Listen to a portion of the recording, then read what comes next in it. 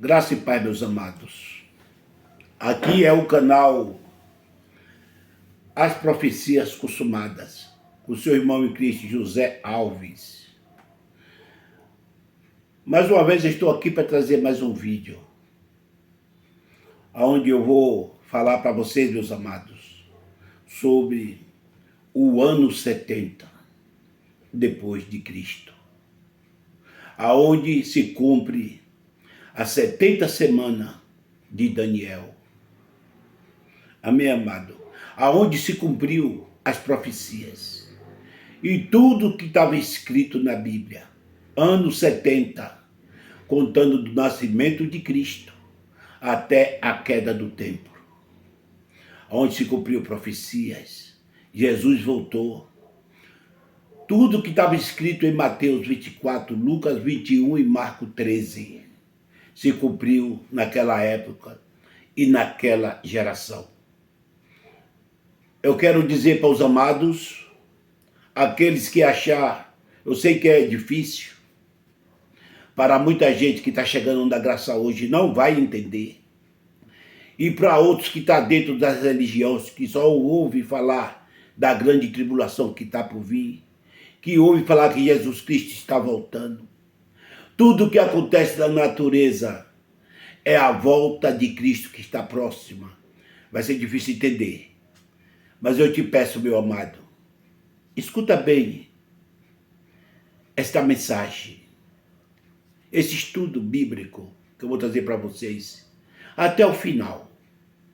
Marque cada versículo que está citado aqui nesse estudo que eu vou citar para vocês. Texto e contexto. Depois, no final, faça valor aquilo que eu estou falando para vocês. E antes que você venha criticar, que venha falar algo sem entender, sem nem ter ouvido, então, meu amado, eu te peço, antes de tudo, de vocês criticar, antes que você achar que os pregadores da graça estão loucos, por favor, estude, ouça primeiro este vídeo até o final. Depois, se marcaram versículos, texto e contexto, respeitando história, tá, e cultura de cada país, de onde foi escrito.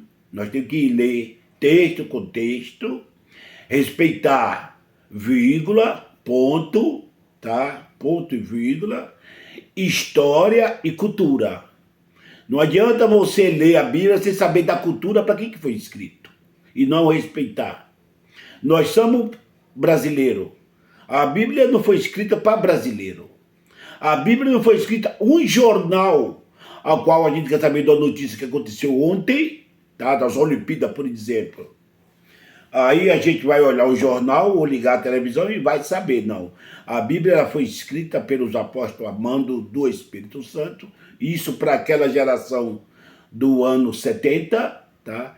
E que se cumpra tudo que estava escrito na Bíblia, desde de Moisés, de Gênesis, até a era de Jesus, tá? Até a era de Jesus, tá bom?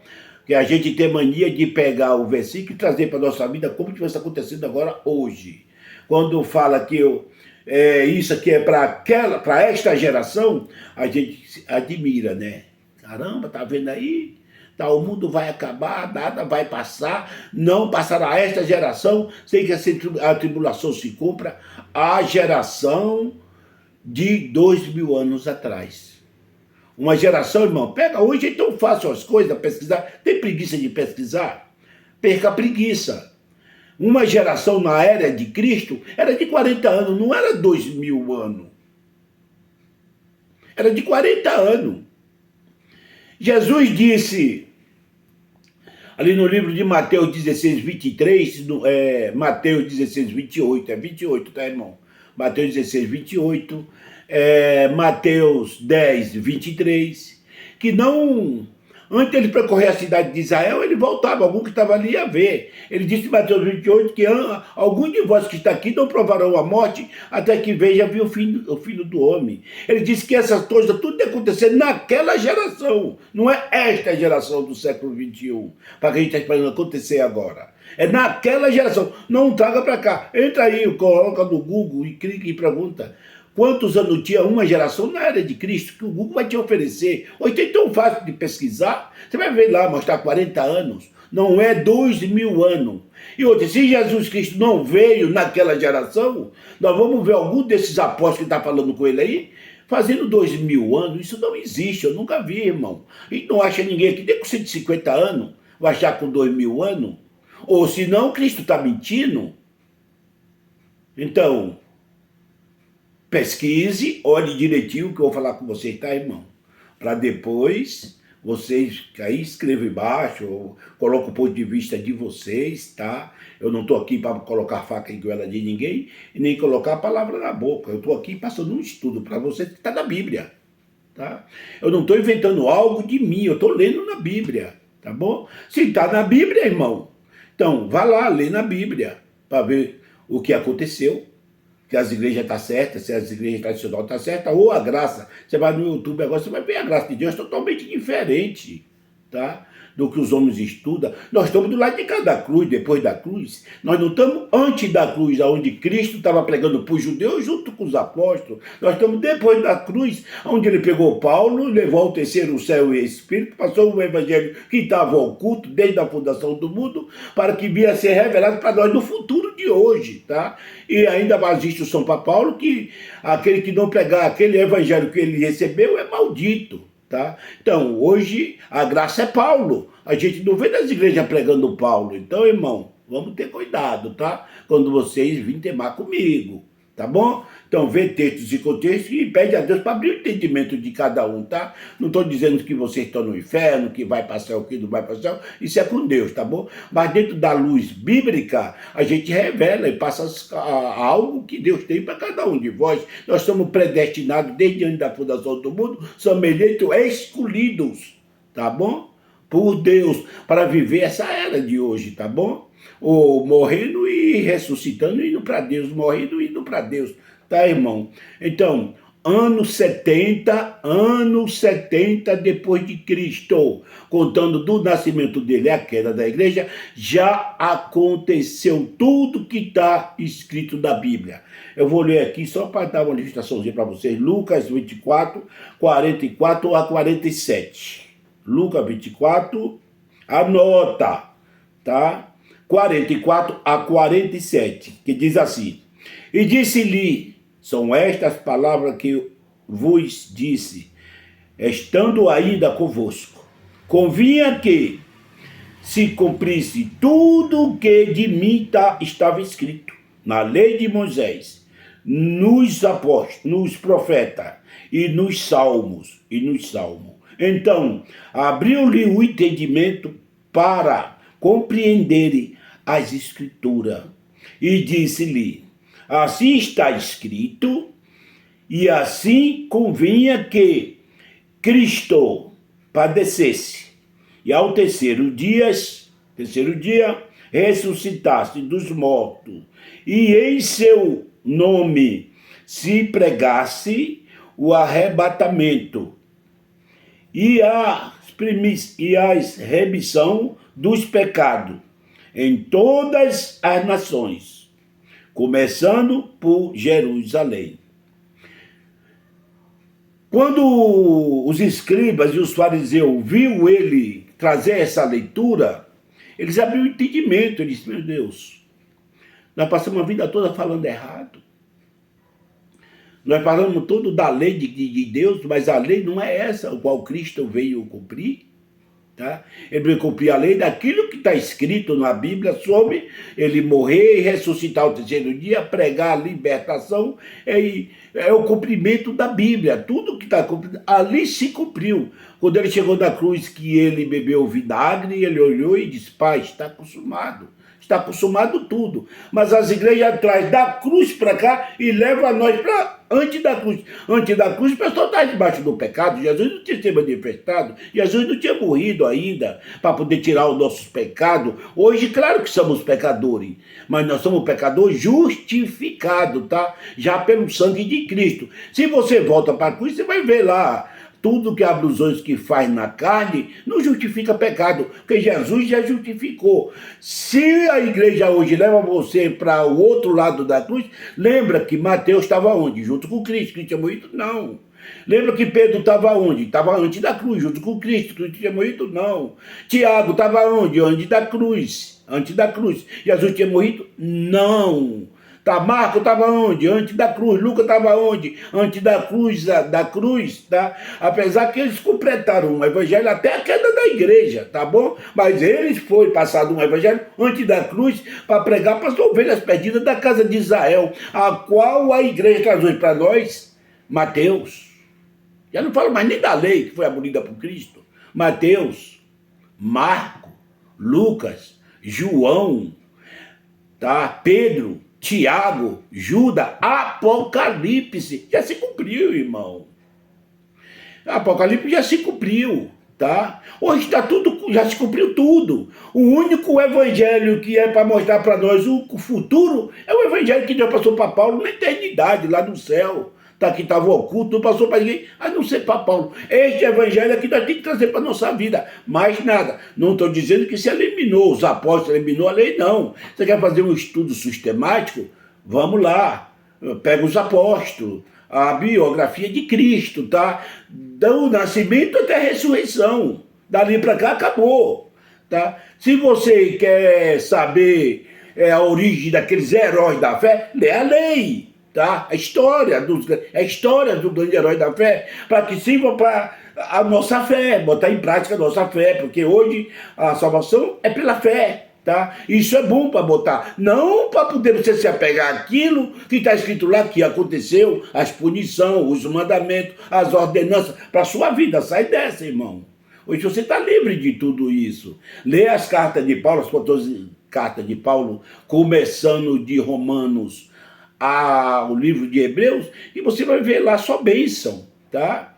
Não há condenação, a morte já foi vencida, é Jesus trazendo o seu filho, que está lá em Hebreus 2, tá? Então, agora se a gente volta para antes da cruz, a gente estamos dentro d'água de novo, estamos sem chance de salvação. Que é só morte, é só pecado, é só ordenança. Por que o pessoal estava debaixo da ordenança, meu irmão? Aleluia. Vamos lá. Estamos começando mais um vídeo, o ano 70 depois de Cristo. Senhor Deus e Pai, aqui, Senhor, eu estou na Tua presença, trazendo mais uma mensagem a este povo, a meus ouvintes, ó Pai, aqueles que querem ouvir. Senhor, abra o meu entendimento, coloca a Tua palavra dentro do meu espírito, Pai, para que eu venha trazer esta mensagem perfeita a este povo, para que eles possam ouvir e acreditar, Pai, e saber da realidade dos dias que nós estamos vivendo, que não é a volta de Cristo. Não deixe que eu fale da minha carne, que a carne para nada presta. Tu não fala com carne, Pai. O Teu Espírito envia a Tua glória, que ela fala com o meu Espírito que está dentro de mim. Amém? Amém. Vamos lá. Começando no ano 70, o que é que o pessoal espera hoje? Fim do mundo, não é isso? Irmãos, quando Deus abaixou as águas do dilúvio de Noé, Ele prometeu, tá, que jamais acabaria o mundo. Usando a metáfora, como não acabaria com água, e nem também Deus consente fogo. Fogo é justiça, não uma justiça de jogar nós para ser queimado. Deus não permite sofrimento eterno. A gente sofre, mas não é o sofrimento eterno. Amém, irmão? Vê o que está escrito no... Vamos começar aqui, demonstrando primeiro as 70 semanas de Daniel. 70 semanas de Daniel, que é a chave da mensagem desse estudo, tá, irmão? Daniel 9, 24 a 27. 70 semanas estão determinadas sobre o teu povo e sobre a tua santa cidade, para extinguir as transgressões e dar fim aos pecados, e expiar a iniquidade, e trazer a justiça eterna, e selar a visão e a profecia, e ungir o santo do santo, no ano 70. 70 semanas de Daniel, que se resume nos 70 anos, onde aconteceu de tudo. Tudo. As igrejas lêem isso aqui, passa até pra gente, mas não sabe explicar. Vou explicar para vocês. Amém, irmão? Versículo 25. Sabe entender? Deixe a saída da ordem para restaurar, para edificar a Jerusalém, até o Messias e o príncipe, 7 semanas. 62 semanas, as ruas e as tranqueiras se reedificarão, mas em tempo angustioso, a grande tribulação. Tempo angustioso, a grande tribulação, onde aconteceu tudo. Jerusalém foi esmagado, entrou a plenitude dos gentios, o templo foi derrubado. Irmão, isso é tão real que lá só está o muro, chamado Muro das Lamentações. O que vai de turista do mundo inteiro ver um pedacinho do Muro das Lamentações, que é o pedacinho que resta da igreja, ao qual o rei Tito, o general Tito, filho do rei Vespasiano de Roma, acabou com tudo, tá? E o pessoal fica esperando essa tribulação ainda para um tempo lá, não sei quando, tá, irmão? Um tempo incerto, não é bíblico, tá? Já aconteceu tudo nesta geração. Vamos lá. Versículo 26 de Daniel. Depois das 62 semanas, será tirado o Messias. Não foi tirado? Jesus não ressuscitou, não subiu, será tirado o Messias. Tá? Não será mais e o povo do príncipe que há de vir. Esse povo foi Tito, filho do rei Vespasiano, tá? Destruirá a cidade e o santuário, e o seu fim será como uma inundação. E até ao fim haverá guerra. Então, determinada assolação. Determinada assolação. Irmão, se você entra em Jerusalém hoje, logo na entrada tem um arco, chamado o Arco do General Tito, com um monte de figurinhas dos judeus, tá? Onde ele tomou o despojo de Jerusalém. Lá está a marca até hoje dessa destruição. O pessoal vai visitar, olha tudo e não se toca que já aconteceu. Está esperando para hoje, causando o maior pavor no pessoal inocente que estão dentro da igreja. Em tempo de ensinar a Bíblia, a realidade, não, fica amedrontando. Amém, irmão? Coisa que a graça não amedronta ninguém. Tá? Versículo 27. Ele firmará um concerto, com muito, por uma semana. Irmão, depois que eu tiver resumindo este vídeo, eu vou passar para vocês um filme, tá? Um documentário baseado na vida real, a história de Jerusalém, tá? Fica, você ainda estiver assistindo, ligado, e vocês vão assistir a história de Jerusalém. Amém, irmãos? Aleluia. Aleluia. Ainda no versículo 2 de Daniel 9, falando ainda dos 70 anos, onde se confirma tudo e se resume tudo que está escrito na Bíblia, e se cumpre esta profecia de Daniel. Já começamos, eu falei do versículo 24 ao 27, agora eu vou retroceder um pouquinho para o texto que está no versículo 2. O texto que está no versículo 2, do mesmo capítulo 9, tá?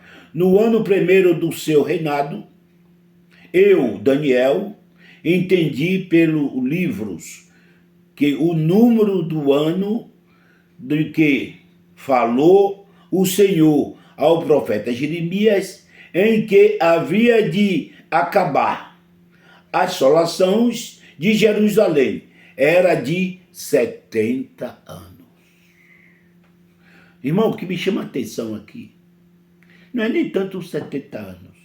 É que ele fala que ele viu tudo isso pelos livros. Tá? No ano primeiro do seu reinado, eu, Daniel, entendi pelos livros. Irmão, crente não lê Bíblia. Crente não lê Bíblia. Crente é igual piolho, vai pela cabeça dos outros. Eles não pegam e não vai examinar aquilo que ele está ouvindo. Irmão, isso que eu estou pregando não é para vocês pegar aqui e acreditar em mim, mas acredite na Bíblia. Vai nos versículos que eu estou citando e vai caminhando na Bíblia. Para pensar, então eu estou blefando, eu estou mentindo. Se eu estiver mentindo, põe lá embaixo, José Alves Rocha. Mentiroso. Eu aceito. Se eu citar alguma coisa, irmão, eu não estou pregando. Isso é um estudo bíblico que eu estou só lendo. Esclarecendo alguma coisa para vocês do que está escrito aqui. Eu não estou acrescentando, nem estou diminuindo. É Bíblia, é versículo, porque eu leio a Bíblia. Crente, lê Bíblia. Lê Bíblia. Não vá pelo que os outros dizem. Também não duvide no que os outros dizem. Entendeu? Não vá e não duvide. Tudo que você falar, for na igreja, vá lá ver.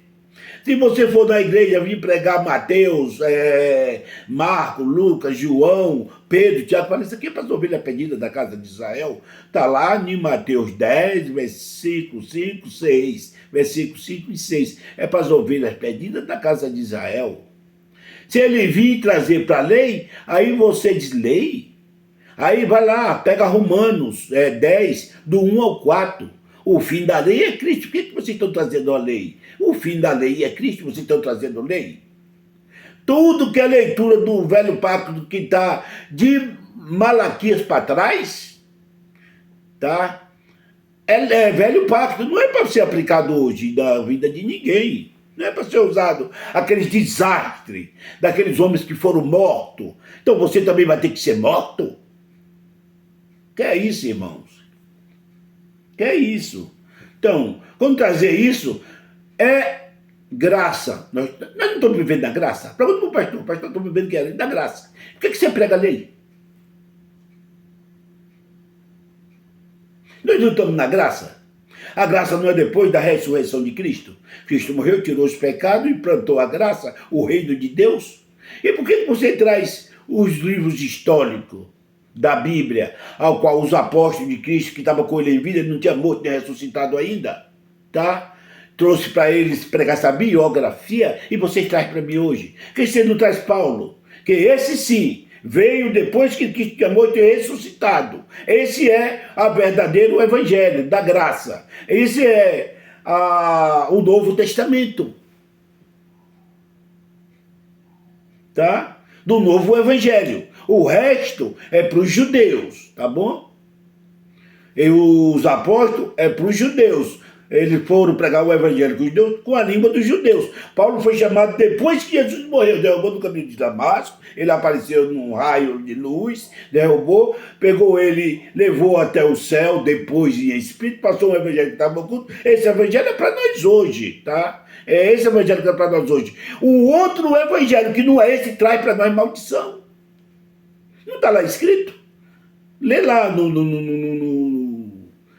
capítulo de Gálatas, capítulo 1, do versículo 6 ao 11. Está lá?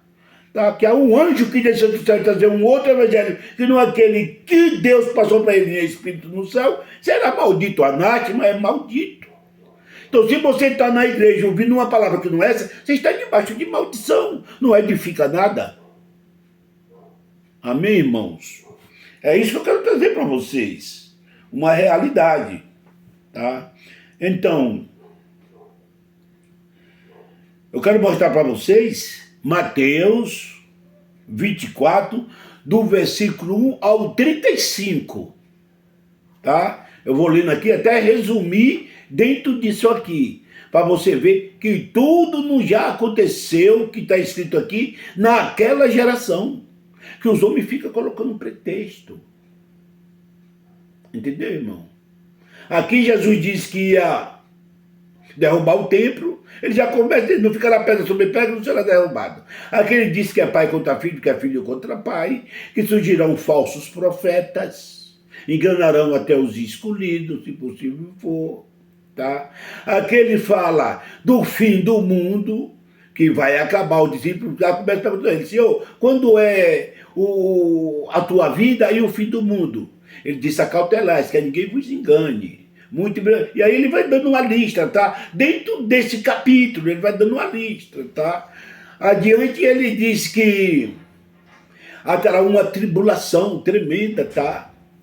Tribulação, uma destruição tremenda, tá bom? Então, aí diz, depois dessa aflição daquele dia, está tudo nesse capítulo. Você olha para o céu, vê aparecer o sinal do Filho do Homem, tá? Aí ele vai fazer um arrebatamento coletivo, porque na sua morte ele já tinha feito o arrebatamento parcial. Ele agora faz o arrebatamento coletivo, tá? Onde ele leva todos os escolhidos dele, do que estava nos quatro ventos do céu, tá? E isso não vai mais acontecer hoje. Tudo já aconteceu naquela geração. Crente tem mania de pegar a Bíblia, como diz, essa geração, trazer para hoje. Jesus está falando daquela geração de 2000 anos atrás. Sua geração é 40 anos, como que nós vamos esperar hoje, no século XXI, aquilo que aconteceu 2000 anos atrás? Não, está tudo errado dentro das igrejas. Tudo errado. Precisa rever as pregações das igrejas hoje, tá?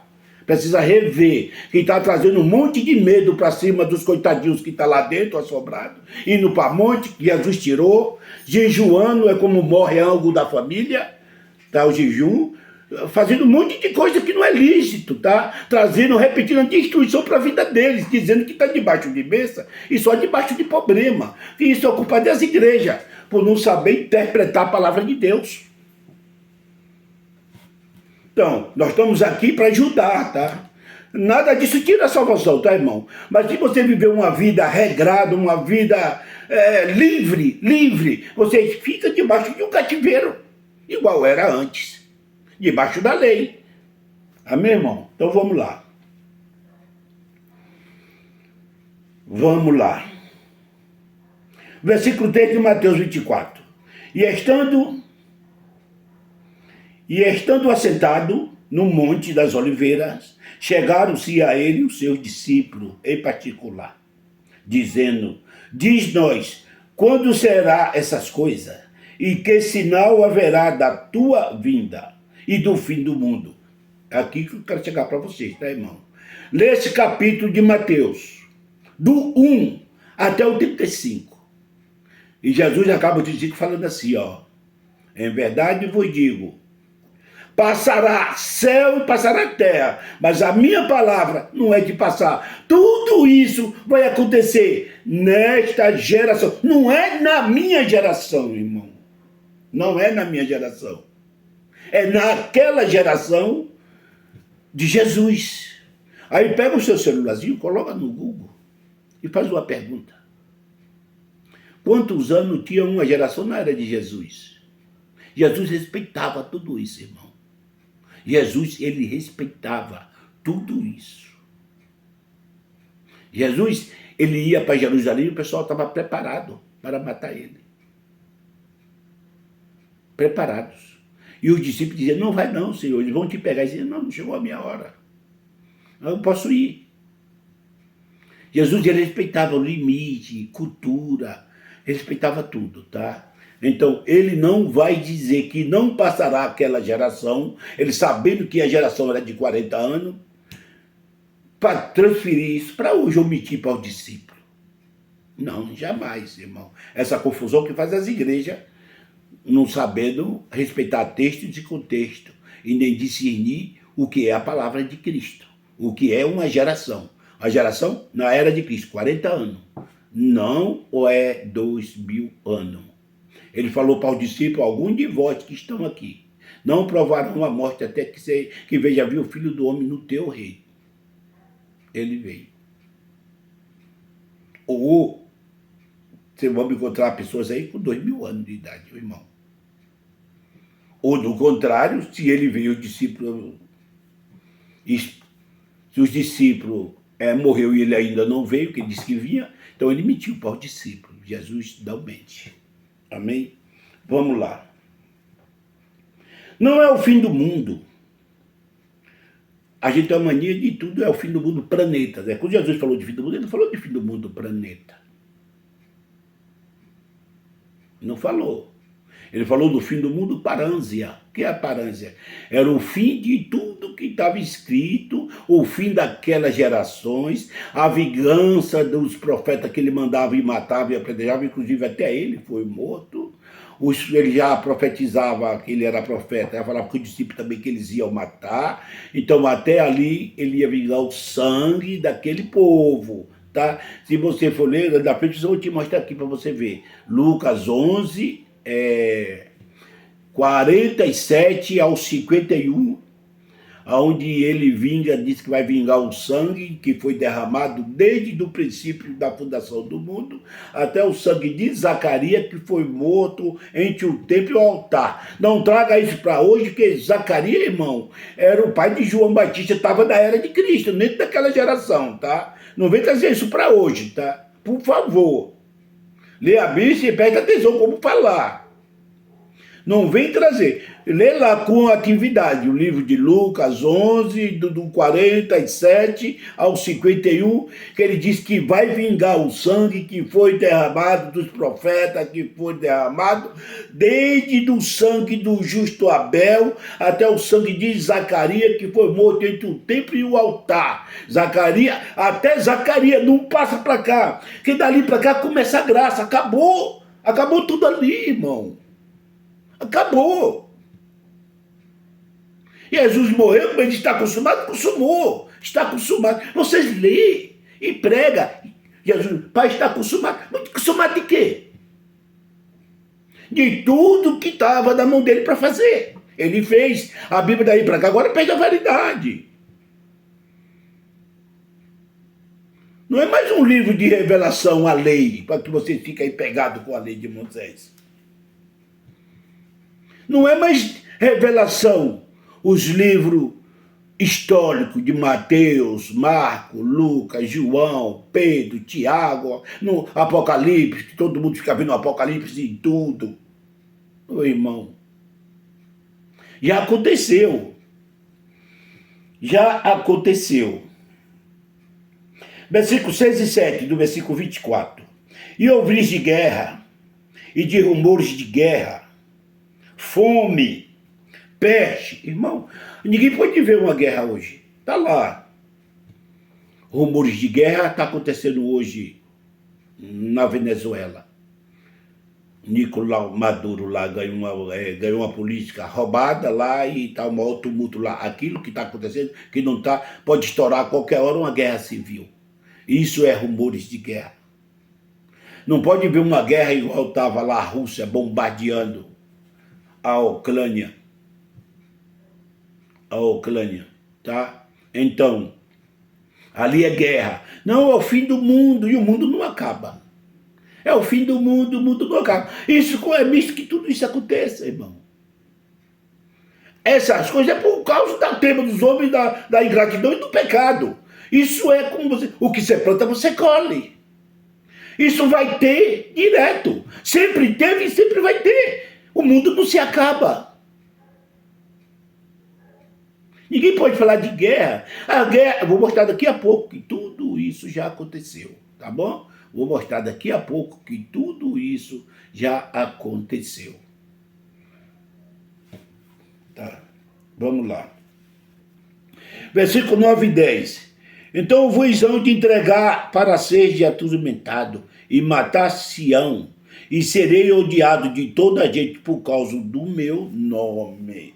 Jesus era odiado, tá? Os discípulos foram mortos, cerrados por causa do nome de Jesus. Outros foram crucificados de cabeça para baixo por causa do nome de Jesus. Paulo foi decapitado por causa do nome de Jesus. Vocês estão guardando tudo isso para hoje, tá? A grande tribulação. Eu vou ler versículo 15 ao 21 de Mateus 24. E quando após vede que a abominação da desolação que falou o profeta Daniel está no lugar santo, quem lê, entenda. Eu acabei de falar de ler, tá, irmão? Quem lê, entenda. Crente não lê. Crente não lê. Só entende quem lê, tá bom? Fica vocês aí ouvindo os outros, tá? Quem lê, entenda. Tá? Vamos lá. Quem estiver na Judéia, fuja para os montes. E quem estiver sobre o telhado, não desça para tirar alguma coisa da sua casa. E quem estiver no campo, não volte atrás a buscar a sua roupa. É dia de muita angústia, de grande tribulação. Então, irmão, quem estiver em São Paulo, assim que está escrito, fuja. Tribulação foi naquela era do ano 70 para Israel. É assim que está escrito aqui? Quem estiver em São Paulo, fuja para Guarulhos. Está assim? Quem estiver em Pirituba, fuja para Osasco. Não. Ô igreja, onde é a Judéia? É a volta de Jerusalém. A tribulação foi no ano 70 em Jerusalém, quando derrubaram até o templo. Levaram os sacerdotes presos. Tito, o que ele fez?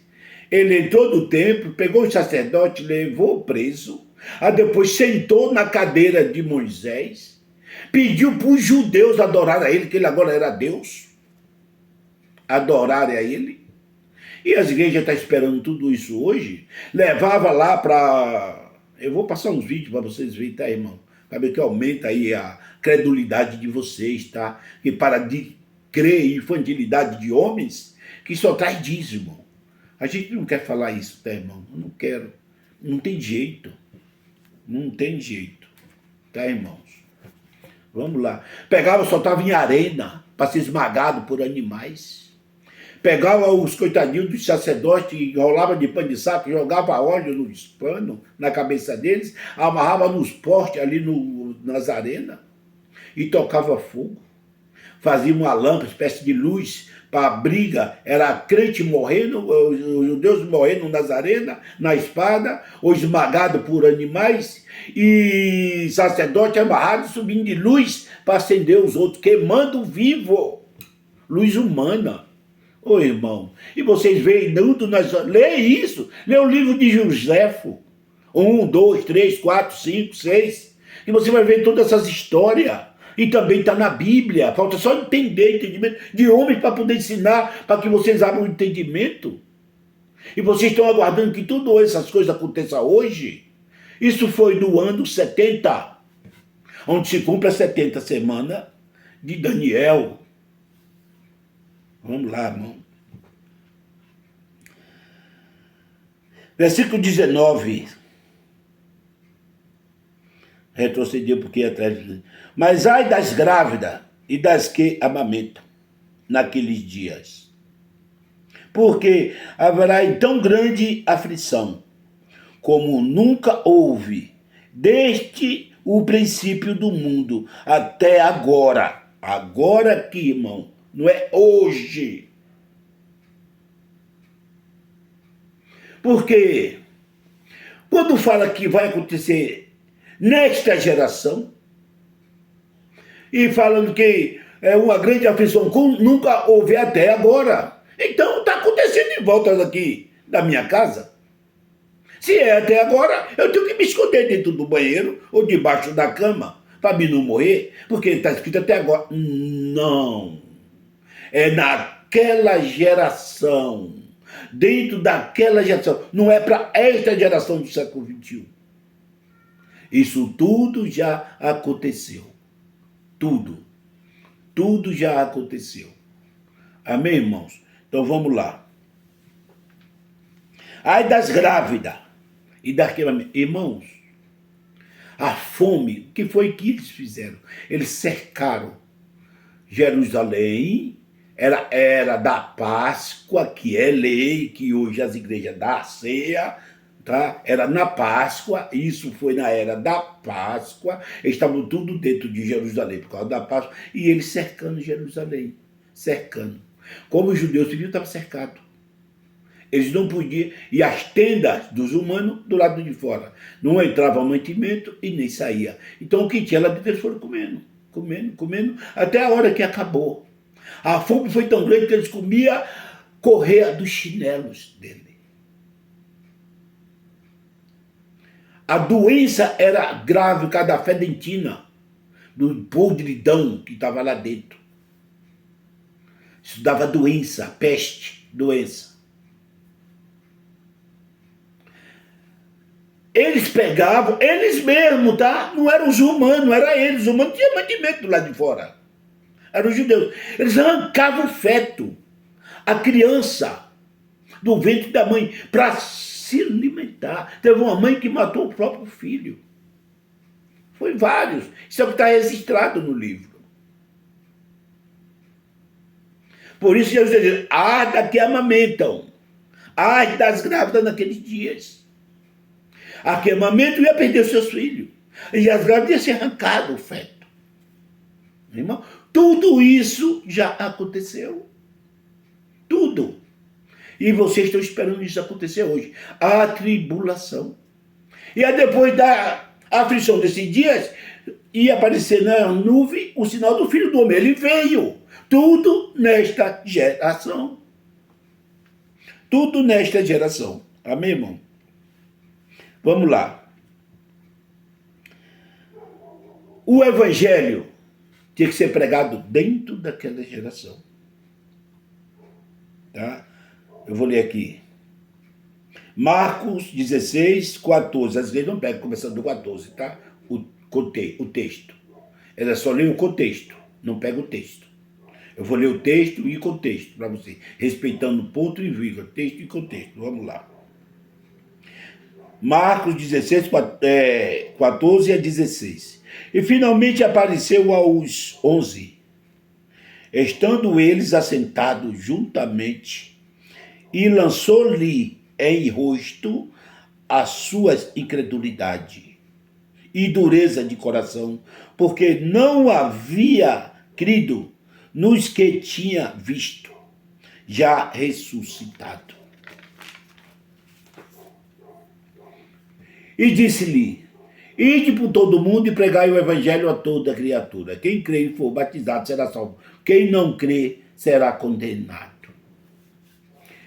Jesus, quando ele escolheu os seus 12 discípulos, ele começou a preparar.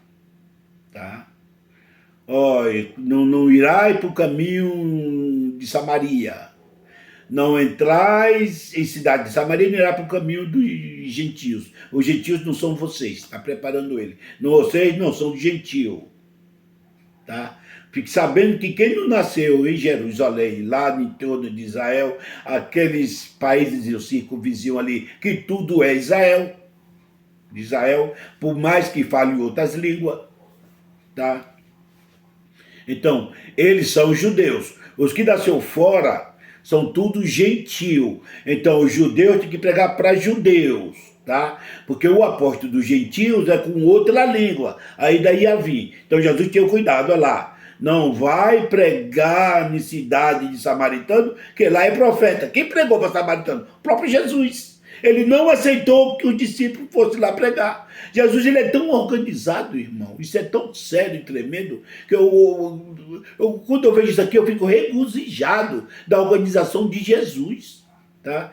Que ele, quando chegou ali, passando no poço de Jacó, na entrada de Samaria, ele despediu os apóstolos que estavam com ele, foram para a cidade comprar pão, na hora que aquela samaritana ia descer para tirar água, e ali ele pregou o evangelho sem ele. Quando os discípulos estavam ficando maravilhados, de boca aberta, que Jesus estava pregando para a mulher, mas eles não se meteram, que não podia. respeitando regras. Você vai para as igrejas hoje, a salada mista, de livro da lei, com o histórico, tá? De Jesus antes da cruz, que é a palavra para as ovelhas perdidas de Israel, para nós que somos gentil. Apóstolo gentil é Paulo. É Paulo.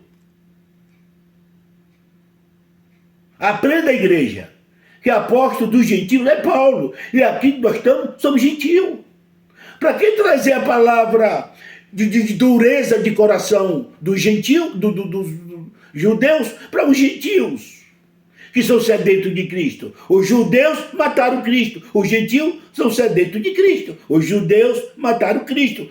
Os gentios são sedentos de Cristo. Eles pegaram Cristo e buscaram pela fé, enquanto os judeus rejeitaram. Agora você pega um evangelho, duas pessoas, dos judeus que mataram Cristo, e traz para nós que somos livres, que estamos sedentos,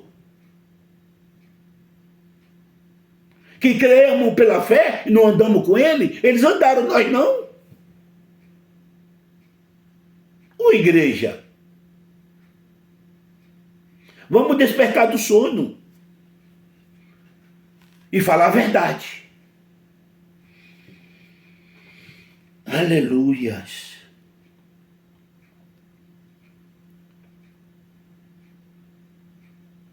Ide, ó, vamos lá. Marcos 16, 14. Finalmente apareceu aos 11, estando eles assentados juntamente, e lançou-lhe o rosto, de sua incredulidade e dureza de coração. Aos 11, não foi para nós que está aqui. Irmãos, eu sempre critiquei. Eu sempre fui um crente polêmico. Sempre eu fui. Não vou deixar de... Eu não sabia que o propósito de Cristo na minha vida era um outro. Eu congreguei 17 anos em uma igreja. E eu fui colocado pelo meu pastor para ser líder das visitas. Eu era diácono. Para ser líder do grupo de visitas. Mas no domingo, o que é que ele botava eu para fazer? Eu chamava ali os 3 ou 4 evangelistas para sair comigo. Aquelas menininhas da mocidade, aquelas mocinhas tudo bonitinha. 13, 14, 15 anos, 16, 17, 18 anos. Nós tínhamos 80 jovens nesta igreja.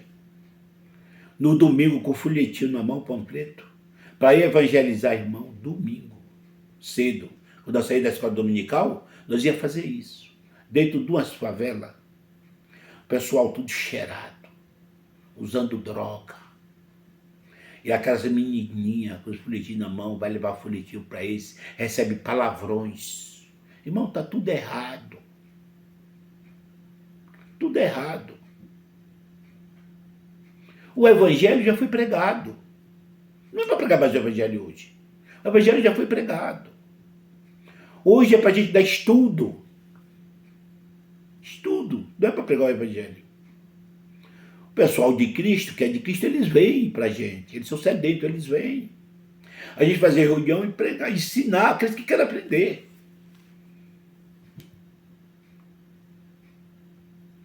Se você tiver um galpão, que não é igreja, igrejas são vidas. Igrejas são vidas, não são templo de pedrinha, tijolinhos por cima do outro. Igrejas são vida. Se você tiver um galpão ali, sem compromisso de tomar dízimo, que é gostoso você, a gente como tem essa ansiedade de falar de Jesus, isso está no sangue. Deus colocou na gente. Você tem a vontade, a ansiedade. Não é por dinheiro, irmão. Por dinheiro.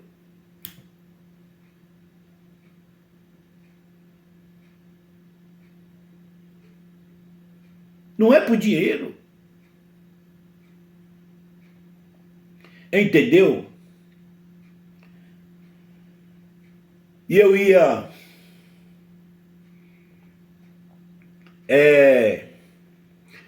Aí você coloca ali 10, 12, 15, 20, 15, aqueles que quiser vir. Se não quiser vir, não venha. E isso não tira nem da salvação. A salvação é antes da fundação do mundo. Aqueles que é deles, que não é dele, acabou. Lê lá o livro de Eclesiastes 7:13. Assim é a palavra de Deus. Eclesiastes 7:13. Assim é as obras de Deus. Quem poderá consertar aquilo que ele fez torto? Lê lá para tu ver. Igreja não conserta ninguém. Os que vêm para a igreja estão consertados. E aqueles que vêm atrás de milagres, de cesta, de alguém pagar a conta de água, de luz dele, não fica. Não é da salvação. Não fica. Porque a igreja paga, ele vai embora e não volta mais. E os que são de Deus, fica. Porque igrejas são vidas. Cristo já está dentro de cada um de nós. Nós somos o templo de Deus, ninguém tira. Tem sede. E se alguém não quer ouvir a palavra de Deus, não adianta temar, porque quem não é de Deus, os que são de Deus ouvem a palavra de Deus, os que não são de Deus não ouvem. Não adianta você temar. Eu já meti a Bíblia na cabeça do irmão meu, hoje, graças a Deus, eu não faço mais isso, porque eu sei da realidade, não é por força nem por violência, é aquele que o Espírito quiser. A eleição, os escolhidos de Deus. Eleição, os escolhidos de Deus, predestinado, chamado, antes da fundação do mundo. Deus escolheu os deles. E os dele têm sede de falar, não é igreja. É sede de evangelizar, de falar e de ensinar. Porque Deus capacita. Lê lá, eu vou ler aqui para vocês. Rapidinho.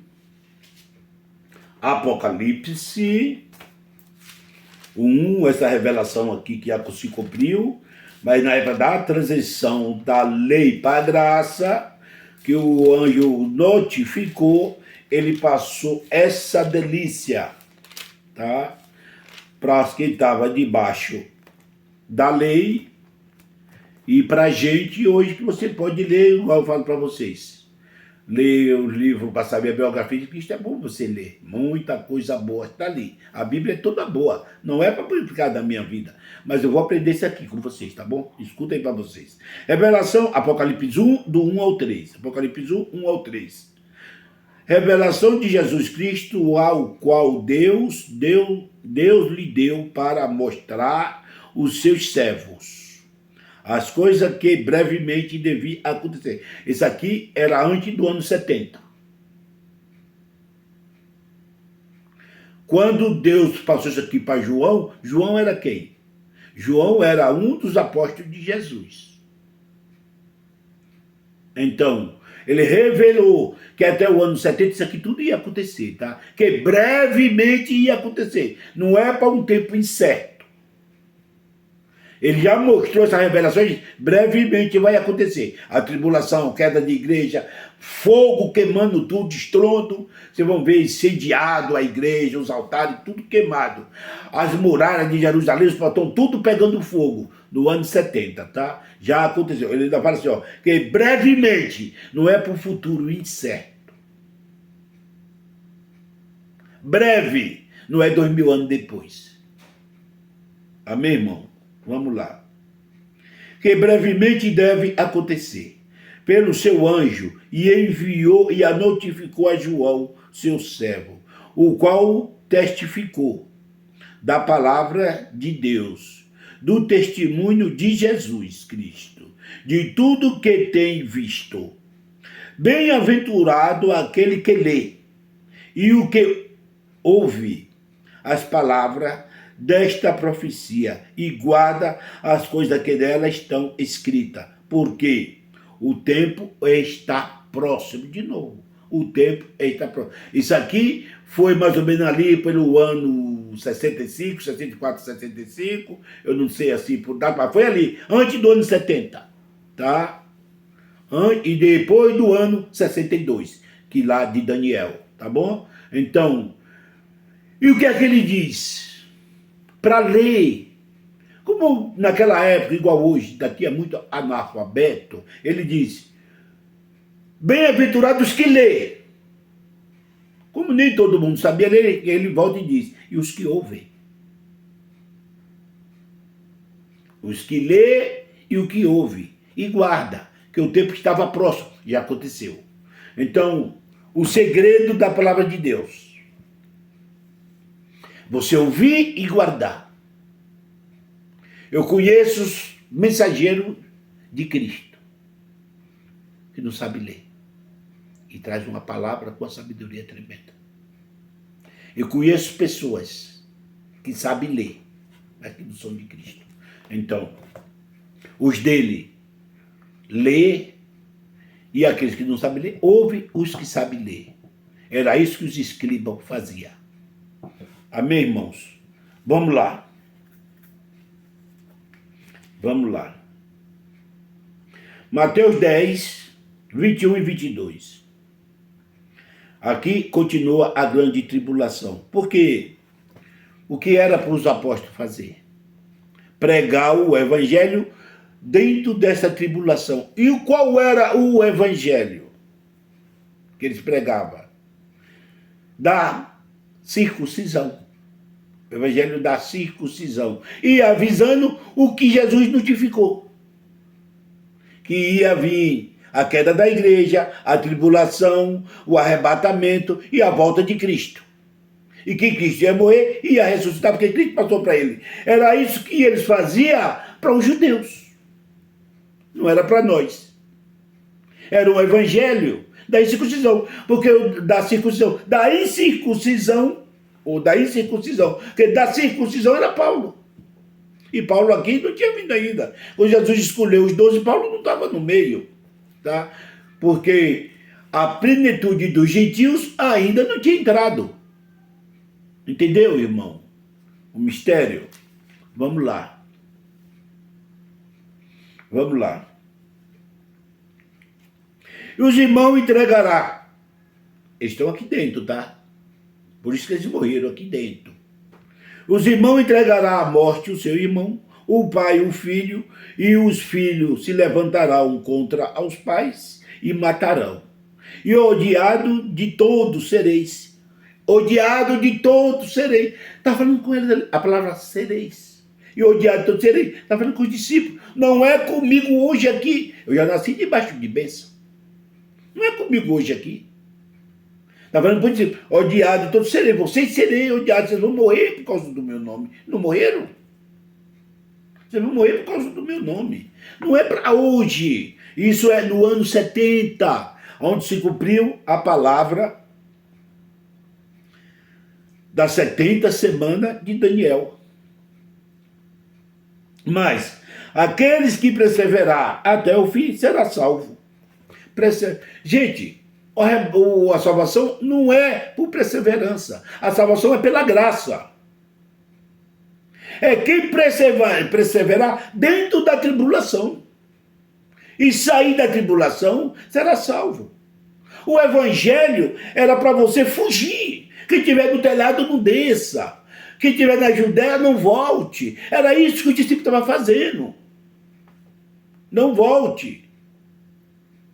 Era isso. Perseverança não é a salvação. Era se salvar da grande parância, ou aion, grande tribulação, da grande matança. Era aqueles que crê no evangelho que estava sendo pregado sobre isso, eles fugiam e não passavam por essa situação. Era isso que os discípulos tinham que fazer. Não é o evangelho de hoje. Então você pega este evangelho antes da cruz e traz para nós hoje, que nós já estamos depois da cruz. Jesus já tirou tudo, isso tudo já acabou. É só história.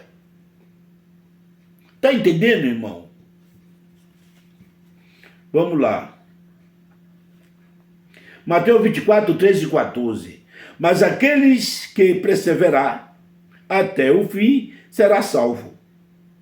E este evangelho do reino será pregado por todo mundo, em toda geração, por toda a gente. E então virá o fim. Então virá o fim, irmão. Fim do que estava escrito. Fim da parância. Fim daquela geração rebelde que não viram. Fim de todas essas coisas. Acaba o reino da carne. As ablusões pela carne. E vai recomeçar a graça. Então, tinha que tirar a lei para estabelecer a graça de Cristo. Então era da fim na lei e a vingança do sangue que foi derramado todo daquele tempo. Não é o fim do mundo.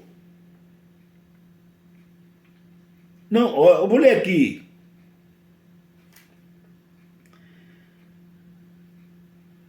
Vou ler aqui. Gênesis 9, 11 e 12. E conosco estabeleço o meu concerto, que não será mais destruída toda a carne pelas águas do dilúvio, e que não haverá mais dilúvio para destruir toda a terra.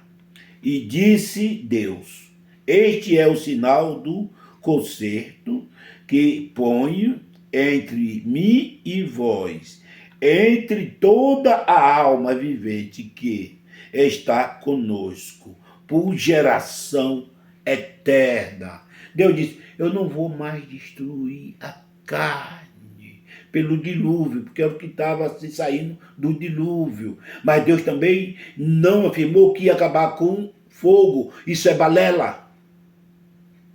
É falta de entendimento. Deus, quando fala de fogo, ele fala do juízo, que não é de destruição para sempre. É da rebeldia das pessoas.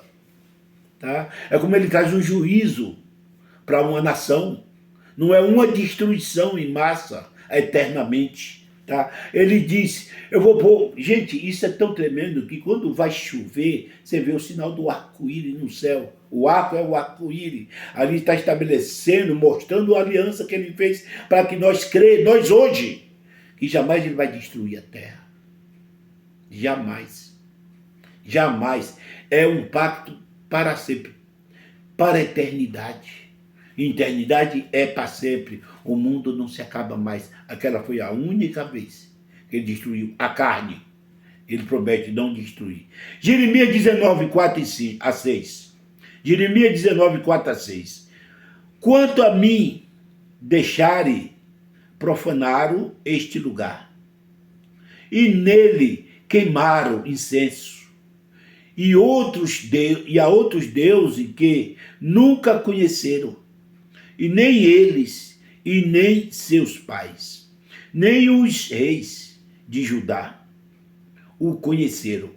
Este lugar de sangue de inocente, porque edificaram o altar a Baal, para queimarem os seus filhos em holocausto a Baal, que nunca lhe ordenei, e nem falei, e nem subiu ao meu coração. Queimar ninguém com fogo. Não é eu. Eu nunca falei, eu nunca ordenei, nem nunca subiu ao meu coração queimar ninguém com fogo. O pessoal está esperando o mundo acabar. Ele disse que jamais acabaria a terra. Eu estou explicando esse versículo, que tem muita sanhadinha que vai dizer assim, não, mas é com água. Não. Com fogo, nunca subiu ao coração dele, destruiu ninguém com fogo. Então o mundo é eterno, agora é para sempre, irmão. Amém? E o inferno de queimar, que disse que o seu verme não apagava e o fogo não se apagava, era o Geena. Era o Geena, um tipo de gás metano que, pela lei daquele tempo, por causa do cada pecado, a mulher que traía o marido, até a mulher que estava com fluxo de sangue, homem desobediente aos pais, era morto por blasfemar o nome de Deus. O que é que acontecia com eles? Ia tudo para o Geena, onde tinha um gás metano que era direto. Como a nação era grande, era muita gente rebelde, jogando ali dentro, e o gás queimando por vida. Esse é o fogo eterno. Não é o juízo de Deus. Ele veio e Jesus tirou isso. Isso Jesus tirou, esse castigo, esse pecado, ao qual os homens botam nós de novo a entrar de novo nesse castigo do pecado, não no fogo, mas sofrendo as consequências por palavra. Amém, irmãos? Eu vou mostrar para vocês aqui um vídeo, tá, irmãos? Para que vocês crêem, tá? Eu estou resumindo esse estudo. Vou começar o de número 2, não sei que não deu tempo de fazer hoje ainda, mas eu vou fazer o de número 2 para resumir o estudo, tá? Tudo aconteceu até o ano 70. Veja esse documentário.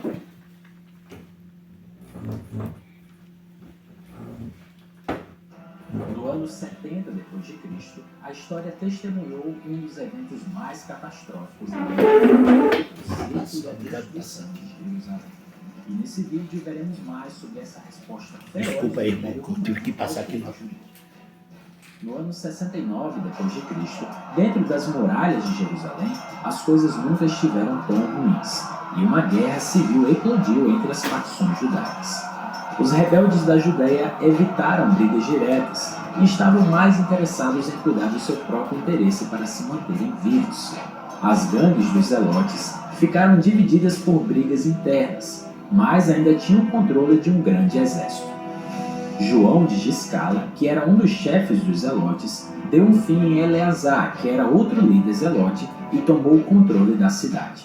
Enquanto isso, Simão Bar Giora, um outro líder de linha dura, foi chamado para Jerusalém para tentar interromper o avanço do grupo de João, e logo tomou conta de boa parte da cidade. As brigas entre os grupos de Bar Giora e João continuaram durante todo o ano de 69. Os zelotes, cientes da variedade de opiniões entre as facções do povo judeu, perceberam que isso dificultava sua liderança na cidade. Eles ansiavam por uma guerra total em vez de uma estratégia de desgaste. Sob a liderança de João de Giscala, eles decidiram aumentar a participação da população na revolta, destruindo todas as colheitas e alimentos armazenados. Isso funcionou até certo ponto. Quase 1 milhão de judeus, incluindo mulheres e crianças, se inscreveram para defender a cidade após a queima dos alimentos. Também teve consequências desastrosas, já que a maioria dos moradores da cidade e os soldados morreram de fome. Aqueles que não sofreram devido à desnutrição morreram também nos conflitos internos. Com o passar dos dias, o exército romano aceitou que a única forma de reconquistar a cidade era montar um acampamento fora das muralhas. Dessa forma, em abril de 70 d.C., durante o período da Páscoa judaica, o general Tito decidiu cercar Jerusalém.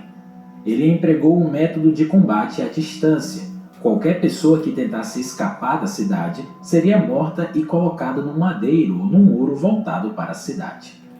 Aterrorizada, a população judaica dentro dos muros sabia que tinha que lutar, ou correria um grande risco de morrer da forma mais desrespeitosa que se possa imaginar.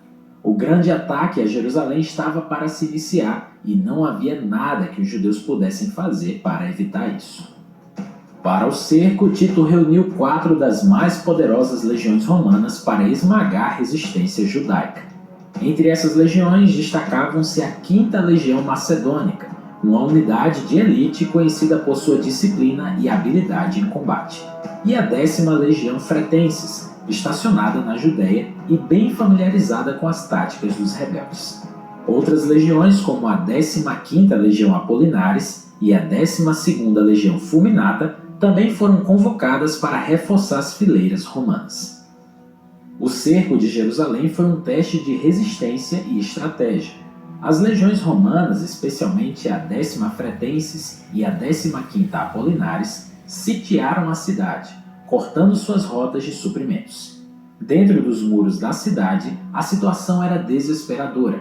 A cidade estava abarrotada de refugiados que haviam fugido das cidades vizinhas, e a escassez de comida e água logo levou à fome e à doença. Os romanos receberam relatos de que, durante o cerco, aproximadamente 600 mil corpos foram lançados para fora dos portões da cidade. Tribulação. Nesse cenário tumultuado, os sicários, que eram um grupo de destaque, vieram como uma força sombria e poderosa. Eles eram extremistas judeus conhecidos por sua brutalidade e táticas violentas, além de serem fanáticos nacionalistas que se opunham ao domínio romano. Operando nas sombras, eles executavam várias figuras políticas consideradas traidoras aos interesses judaicos. Sua presença durante o cerco de Jerusalém aumentou ainda mais o caos, minando a resistência interna e enfraquecendo a capacidade dos judeus de enfrentar o avanço romano. Os romanos, por sua vez, empregaram táticas de cerco tradicionais. Eles construíram grandes muralhas ao redor da cidade para evitar que os residentes escapassem e para impedir a entrada de suprimentos. Deixou preso. Além disso, eles utilizaram técnicas de guerra como catapultas e balistas para atacar as muralhas da cidade. As ircunsões frequentes minaram a moral dos defensores, tornando a batalha uma prova de resistência tanto física quanto psicológica. Depois de João de Giscala tentar atacar os romanos, eles construíram acampamentos novos e começaram a bombardear a cidade com catapultas. A tentativa de invadir a cidade durou apenas 4 meses. Cerca de 70 mil legionários romanos participaram do cerco. Os judeus resistiam unidos, mas lutaram para lidar com as torres de cerco e os arietes romanos. O primeiro muro caiu após 15 dias, e os judeus recuaram para o segundo muro, que também cedeu depois de 4 dias de luta intensa. As batalhas se espalharam pelas ruas da cidade nova, com os judeus causando pesadas perdas aos romanos. Tito fez um desfile militar de 4 dias para mostrar o seu poder, enquanto Flávio Joséfo tentava convencer os defensores a se renderem, mas sem sucesso. Os romanos tentaram atacar a fortaleza de Antônia, com 4 grandes barreiras, mas os vigilantes de João conseguiram destruir a maioria delas, frustrando o avanço romano. Os comandantes romanos perceberam que os defensores de Jerusalém estavam dispostos a lutar até o último suspiro, e isso fez com que eles ajustassem sua estratégia de cerco. Enquanto isso, a construção de novas barreiras de cerco para atacar a fortaleza Antônia foi prejudicada pela escassez de madeira, levando 3 semanas para serem finalizadas. Os romanos, por fim, descobriram que um novo muro havia sido erguido atrás da brecha, forçando-os a considerar outras estratégias para capturar a fortaleza Antônia. Durante um cerco a Jerusalém, os comandantes romanos adaptaram suas estratégias, lançando um ataque noturno bem-sucedido à fortaleza. Qualquer fogo, irmão, estrondo. Dessa forma, os zelotes e os sicários, vendo a inevitável derrota, fugiram em direção ao templo. Fala, galera, tão bonzinho aí, meus filhos. Estamos onde? França, Paris. Ó, tô pronto. Templo sagrado. Desculpa aí, tá? À medida que o cerco prosseguia, os romanos abriam caminho em direção ao local do templo. Após o incêndio do santuário, os romanos decidiram queimar tudo o que restava. O que você vê no Apocalipse, tudo isso aí, ó, tá tudo se cumpriu. Externo, iludidas por um falso profeta que havia prometido libertação. Falso profeta. Os soldados incendiaram o pórtico por baixo, levando muitos a saltarem para a morte, aí, enquanto outros morreram nas chamas. Por fim, no dia 8 de setembro do ano 70 d.C., o ano 70, onde se cumpre as 70 semanas de Daniel, já se cumpriu no ano 70. A 70 semana se cumpriu no ano 70. Os romanos não apenas destruíram a cidade, mas também esmagaram qualquer resistência judaica que restava. A vitória romana havia sido completa e total. Em um período de apenas 4 meses e 25 dias, de 3 de abril a 30 de agosto de 70, a conquista romana foi realizada. Dessa forma, apesar de intenso, o cerco de Jerusalém foi extremamente breve. Os sobreviventes judeus foram deportados como escravos, dispersando várias comunidades judaicas por todo o mundo.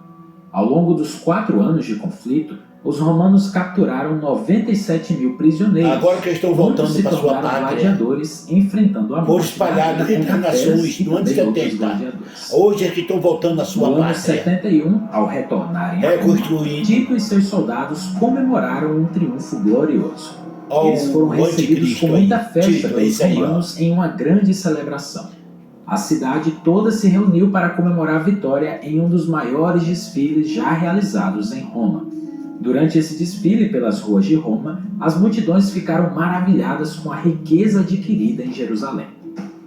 Todos ficaram impressionados ao ver os navios capturados e as plataformas decoradas com imagens da Batalha de Jerusalém e dos tesouros saqueados do templo. Além disso, vários artefatos sagrados e objetos reservados apenas ao sumo sacerdote foram exibidos nas ruas romanas. Tito e seus homens desfilaram pelas ruas da cidade em uma procissão encerrada com a punição dos líderes judeus. Simão, filho de João, foi executado, enquanto João de Giscala foi condenado à prisão perpétua. Estacas. Mas os conflitos dos judeus com os romanos ainda não haviam acabado ali.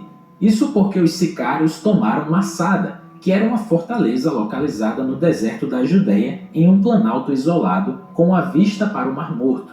E no próximo vídeo dessa série, nós vamos ver outra parte central desse conflito, que foi o Grande Cerco de Massada, que começou cerca de 3 a 4 anos após o fim dos acontecimentos em Jerusalém. Então, se você gostou desse vídeo,